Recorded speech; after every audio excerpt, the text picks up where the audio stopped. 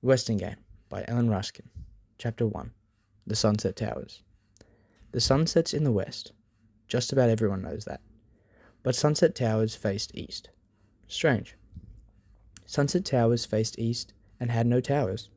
This glittery, glassy apartment house stood alone on the Lake Michigan shore, 5 stories high. 5 empty stories high.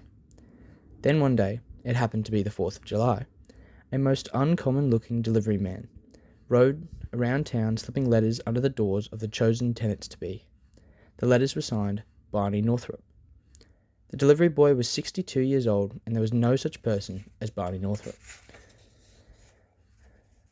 Dear lucky one, here it is, the apartment you've always dreamed of, at a rent you can afford, in the newest, most luxurious building on Lake Michigan, Sunset Towers. Picture windows in every room, uniformed doorman, maid service, central air conditioning, high-speed elevator, exclusive neighborhood, near excellent schools, etc., etc. You have to see it to believe it, but these unbelievably elegant apartments will be shown by appointment only. So hurry, there are only a few left. Call me now at 276-7474 for this once-in-a-lifetime offer. Your servant, Barney Northrop. P.S. I'm also renting ideal space for doctor's office and lobby, coffee shop with entrance from parking lot, high-class restaurant on an entire top floor. 6 letters were delivered. Just 6. 6 appointments were made, and one by one, family by family, talk, Barney Northrop led the tours around and about Sunset Towers. Take a look at all that glass. One-way glass, Barney Northrop said. You can see out, no one can see in. Looking up, the Wexlers, the first appointment of the day, were blinded by the blast of morning sun that flashed off the face of the building. See those chandeliers? Crystal, Barney Northrop said, slicking his black mustache and straightening his hand-painted tie in the lobby's mirrored wall. How about this carpeting? 3 inches thick. Gorgeous, Miss Wexler replied, clutching her husband's arm as her high heels wobbled in the deep plush pile. She, too, managed an approving glance in the mirror before the elevator door opened. You're really in luck, Barney Northrop said. There's only one apartment left, but you'll love it. It was meant for you. He flung open the door to 3D. Now, is that breathtaking, or is that breathtaking? Miss Wexler gasped. It was breathtaking, all right. 2 walls of the living room were floor-to-ceiling glass. Following Barney Northrop's lead, she oohed and ahed her joyous way through the entire apartment. Her trailing husband was less enthusiastic. What's this? A bedroom or a closet? Jake Wexler asked, peering into the last room. It's a bedroom, of course, his wife replied. It looks like a closet. Oh, Jake, this apartment is perfect for us. Just perfect, Grace Wexler argued in a whiny coo. The 3rd bedroom was a trifle small, but it would do just fine for Turtle. And think what it means having your office in the lobby, Jake. No more driving to and from work, no more mowing the lawn or shoveling snow. Let me remind you, Barney Northrop said, the rent here is cheaper than what your old house cost in upkeep.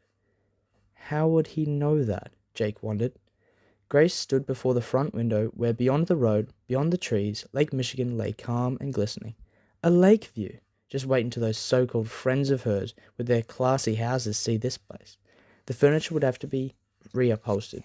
No, she'd buy new furniture, beige velvet, and she'd have stationery made.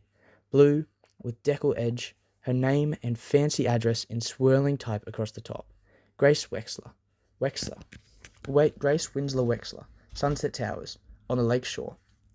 Not every tenant-to-be was quite as overjoyed as Grace Winslow Wexler. Arriving in the late afternoon, Seidel Pulaski looked up and saw only the dim, warped reflection of treetops and drifting clouds in the glass face of Sunset Towers. You're really in luck, Barney Northrop said for the 6th and last time. There's only one apartment left, but you'll love it. It was meant for you. He flung open the door to a 1-bedroom apartment in the rear. Now, is that breathtaking, or is that breathtaking? Not especially, Seidel Pulaski replied, as she blinked into the rays of the summer sun setting beyond the parking lot. She waited all these years for a place of her own, and here it was, in an elegant building where rich people lived. But she wanted a lake view.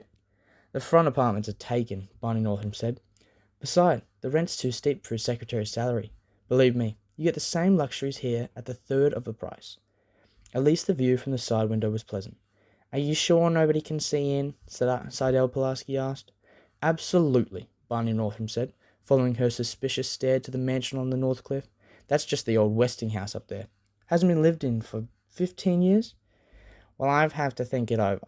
I have 20 people begging for this apartment," Barney Northam said, lying through his buck teeth. "Take it or leave it." "I'll take it." Whoever, whatever else he was, Barney Northam was a good salesman. In one day, he'd rented all of the Sunset Towers to the people whose names were already printed on the mailbox in an alcove off the lobby. Office, Dr. Wexler. Lobby, Theodorakis Coffee Shop. 2C, F. Bombach. 2D, Theodorakis. 3C, S. Pulaski. 3D, Wexler. 4C, Who. 4D, J.J. Ford. 5, Shin Hu's Restaurant. Who were these people? These specifically selected tenants? They were mothers and fathers and children. A dressmaker, a secretary, an inventor, a doctor, a judge, and oh yes, one was a bookie, one was a burglar, one was a bomber, and one was a mistake. Barney Northam had rented one of the apartments to the wrong people.